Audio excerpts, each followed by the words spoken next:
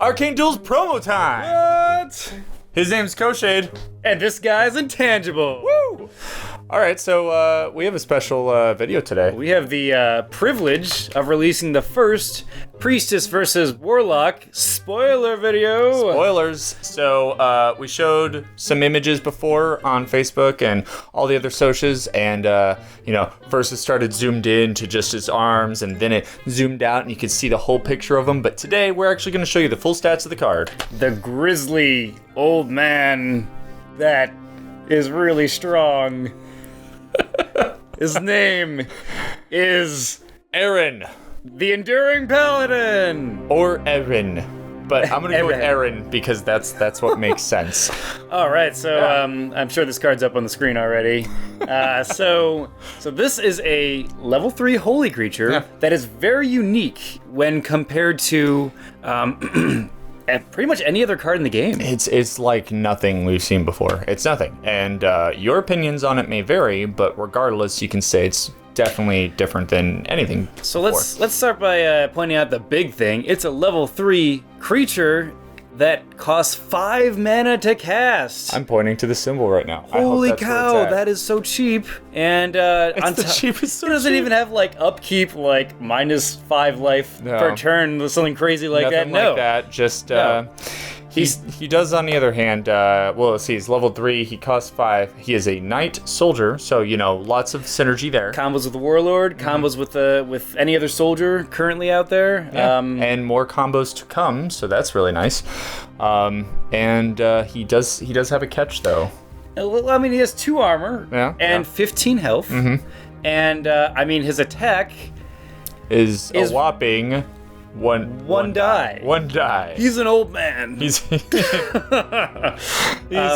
been around. So why is it 1 die? Why don't you tell us, Intangible? Well, flavor-wise, it's because he's the Enduring Paladin. He's been in 1,000 battles, and that's an inner joke. But yeah, he's been around for a while, and he's tired and exhausted, and that picture. He's on top of that, he's hurt, he's injured, but he does come with 15 life. But that catch that we talked about.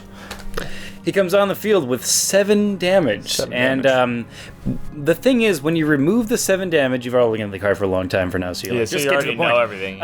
So the thing about when you have 7 damage, when you heal that, so when you get to max life, or no damage, I should say. Specifically, no damage. No damage.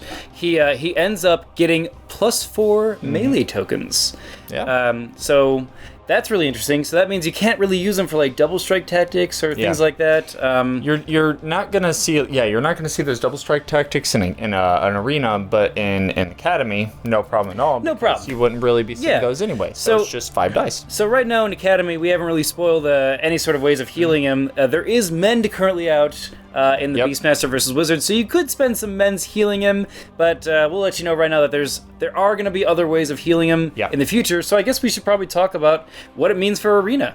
Yeah, arena, lots of options. Yes. So I'll go through the obvious ones, and then you tell them the better solutions. Probably the combo that we agree with. That we agree with is probably the best. Okay, so the obvious one is you can say heal. Yeah, I'll cast this guy, use a quick cast, and cast heal on him, and statistically I should be healing him to full health, and then bam, there we go. No problem solved. Full health, 5 attack minion, no problem whatsoever. Or you could, I guess, really go way out of your way and then use lay hands. If you're a holy mage, you could cast lay on hands. It costs 9 mana, but you get those 12 dice, and so you're guaranteed. You're gonna get it. Fail that roll. If you don't get it, you should probably just concede because. And then you spend 14 mana on him, and it's not that bad. 14 for a level 3 creature is not bad. Yeah. That's sort There's of thing. Also minor heals, I guess, but the interesting if you're thing, really lucky, you could get it on a minor heal. So the reason why you probably don't want to do that is because what you're doing is you're spending additional spellbook levels. Like a heal is going to cost you 2 if you're a holy mage. Lay on hand's going to cost you 3. So suddenly you're looking at spending 6 spellbook points to get this creature to where it needs to be at for a level 3 creature, basically base. Yeah. Granted, you only spent 5 mana, so the mana works out. He's very backloaded because you get him cheap at first, but then you have to spend more commitment on him. So Intangible and I kind of agree that one of the best methods, if you want to get him out early, because he only costs 5 mana, so he's an interesting economy investment.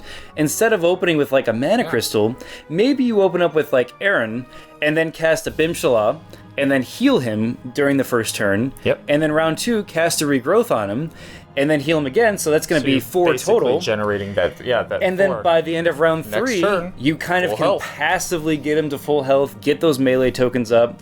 And I would say in most of the matches of Mage Wars, between turn 3 and 5 is usually when mages start to clash. And so by then he's ready. But it's not only that, and you may be saying, well, it's that mana for the Hand of Imshala, that mana for the regrowth, but in addition to that, he has a constant healing effect now, rather than just blowing all that mana and then it just being gone to the wind. You have a constant effect that's he's basically like having a creature that you summoned that also has regenerate 3.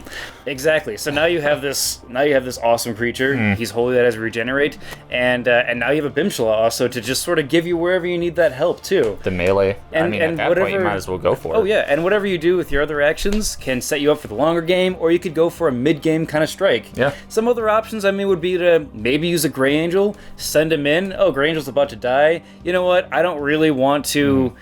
I want to get the investment out of him. Let's just kill him off. I'll summon Ehren, get 6 dice of healing, and then I'll heal him passively with something else, or if you need or whatever. Like Bimshala, of course, is a good choice. So it's a nice trade up, like from where you were at before. And that's a way to not open up with them. Absolutely. I'm sure there are other ways in other combinations that Unicorn, you can think of. The unicorn's well. one. There's all anything sorts of with that options like constant out there. regenerate effect. Or the well's actually not a bad choice because the difference is he's only rolling 1 die to attack with anyway, and so he's not very potent. So if you're using his action to heal from the well, that's fine because he was gonna kind of be useless until he had those 5 dice anyway.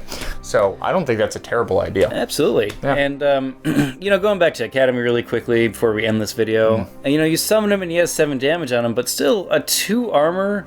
And what does he have? He has 8 life left. 2 armor. That's not a bad guard if you don't want to heal him for 5 mana. Worst case scenario, you have a creature that costs 5, and he's just a good constant guard because when you're guarding, most of the time it's not the damage you really care about. Exactly. Yeah.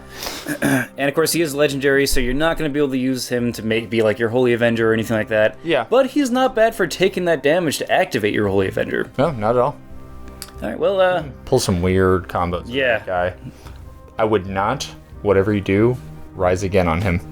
Don't rise again on him. You will never get those tokens. All right, guys. Well, thanks for watching, and hopefully we'll have more coming at you later. I'm Koshade. I'm Intangible. Take care.